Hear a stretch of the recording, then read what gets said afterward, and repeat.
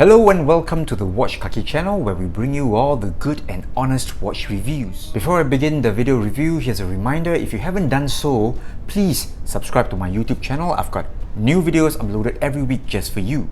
In today's video, we are going to review the Orient M-Force diver here in the studio, and this one here is the stealth all black version. Now these new M-Force watches, they were relaunched sometime in September or October last year, and I think they haven't really gotten a lot of fanfare, so here's a video to just show you some of the more interesting aspects of the model line.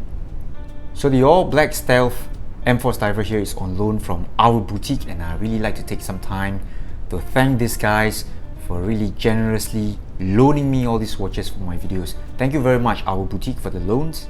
The reference number for this watch model is RA-AC0L03B, and that's a really long reference number, so I'm just going to refer to this one as the M-Force diver, and the one here on review is the stealth version. It's got a list price of Singapore dollars 863, but street price is typically under 700. I think this one here goes for around 660 Singapore dollars from our boutique.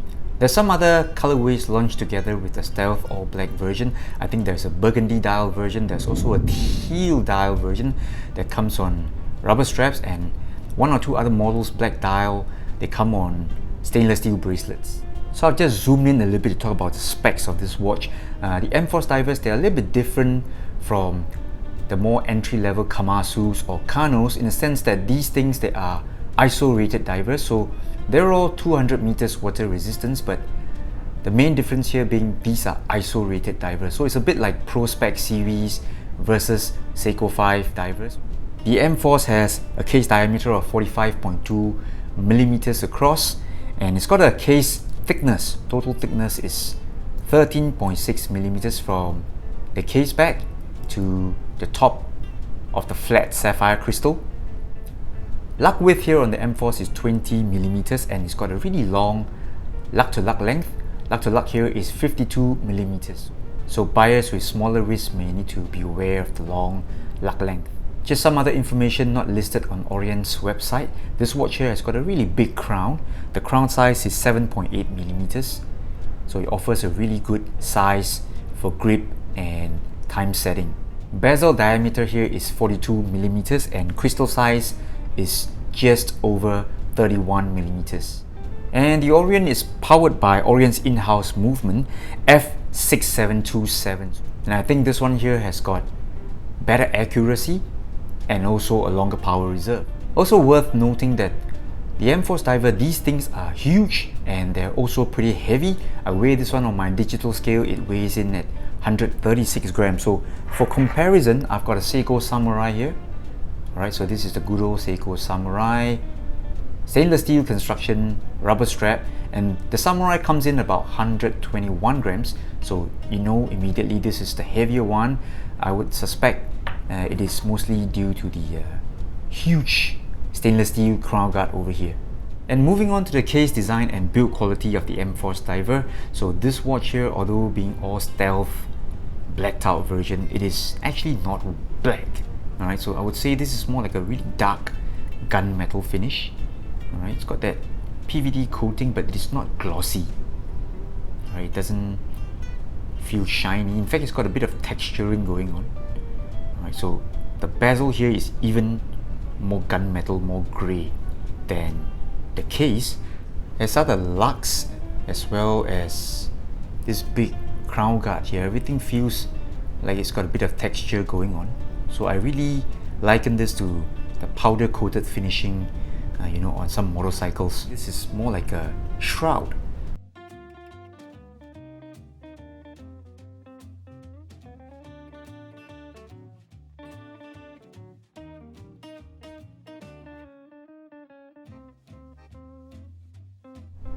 As opposed to the Seiko tuner shroud that encompasses the entire watch case and bezel, this one here, you know, is sort of like a truncated shroud, and if I may say so, I like to call this a bikini shroud, alright, because it only covers the important points. You know, of course, it brings a very special look to the watch here. First, it's asymmetrical, so looks very different. as opposed to a watch that looks like this. Right, so if you look at the Samurai, despite having these crown guards here, it looks still very normal. All right, over here I think it's got that radical look to it, radical design with this huge protruding crown guard here. And the engravings here on the bezel, I must say they really feel very good, very well made. Right, these are not the cheap type of painting or engraving found on budget watches. So I would say this one here, Orient has really paid some attention when it comes to the engraving and the painting of the entire bezel. And the crown on the M-Force does have a very different finish when you compare it against the case and the crown protector. So like I mentioned, these ones here, the finish is a bit like textured, but over here for the crown they've gone for the slightly cheaper looking and polished look to it. And of course it's got that gasket here in red, which of course matches all the prints and a little bit of accents here on the hands and the second hand. And the case back on the M-Force here is rather uninspiring, so it's more or less a plain case back where you've got the Orient emblem, model, M-Force, and I think because Orient is like Seiko Epson or something like that, so overall it's just some laser engravings of the specifications, sapphire crystal, yada yada, and overall I would say this is rather plain looking case back. And zooming back out here, I'm going to show you the rubber strap that it comes with. This is the typical silicone strap that you get with the newer Seiko models, not the old one on the SKX and on the Franken Tuna, the kind of watch. So this one here is noticeably softer than the ones found 10 years ago, and it's got a really nice plated buckle as well. Alright, so overall I would say the quality for this silicone strap is still very acceptable. It does not have a taper, so just bear in mind that 20 millimeters at the lug and is straight all the way down without any tapering until the buckle ends. So I would say the build quality for the M-Force diver is obviously a step above the more budget divers such as the Kamasu or the Kanno.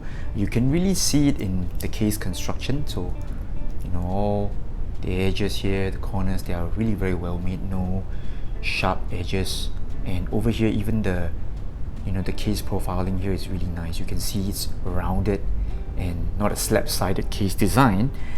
Even the bezel action here is a significant upgrade from the more budget watches in Orient's lineup. So I would say the upcharge in the pricing here is more or less justified.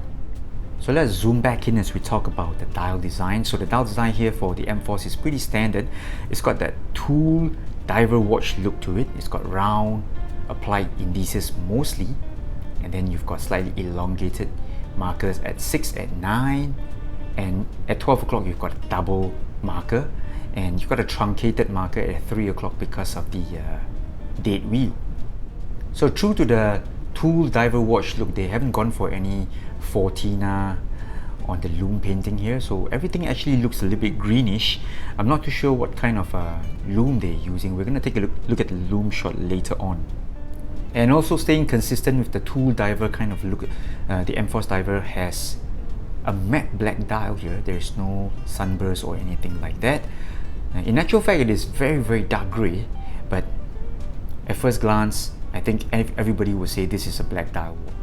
And of course those splashes of red here on the end of the minute's hand, at the tip of the second's hand, and the prints here, the logo, as well as the rubber gasket on the crown guard. I think all these splashes of red sort of breaks the monotony of the stealth look here, so it makes the watch look more interesting.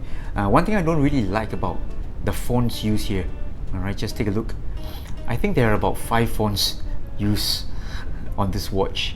Alright, so you've got one type for the bezel insert, you've got a font for the logo. That one you can't really complain about that one, but the M-Force also has its own font, as is the water resistant 200 meters. So everything has got a font, and I think there should be less font types on the dial of a watch. So I've just charged up the lume with my UV torch. I'm going to switch off the lights now to show you how bright the lume is on the M-Force. And there you go. Here you can see that the lume is, definitely comparable to all the Seiko divers. So I'm going to bring in the Samurai here.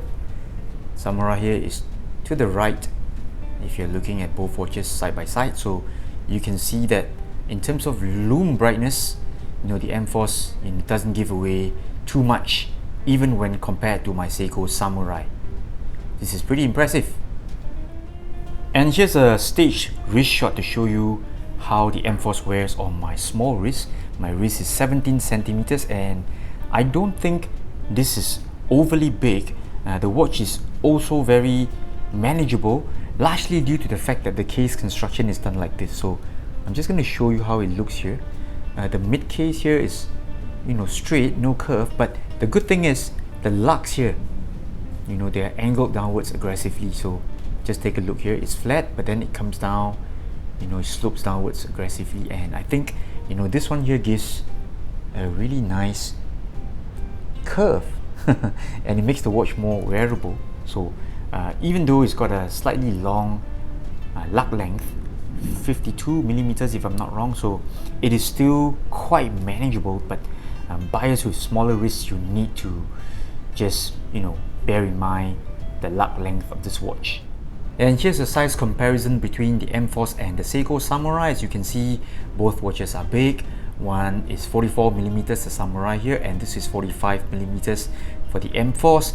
And they're really big watches, but do bear in mind that this one here is made bigger by this huge crown guard, and also it's got a longer lug to lug length.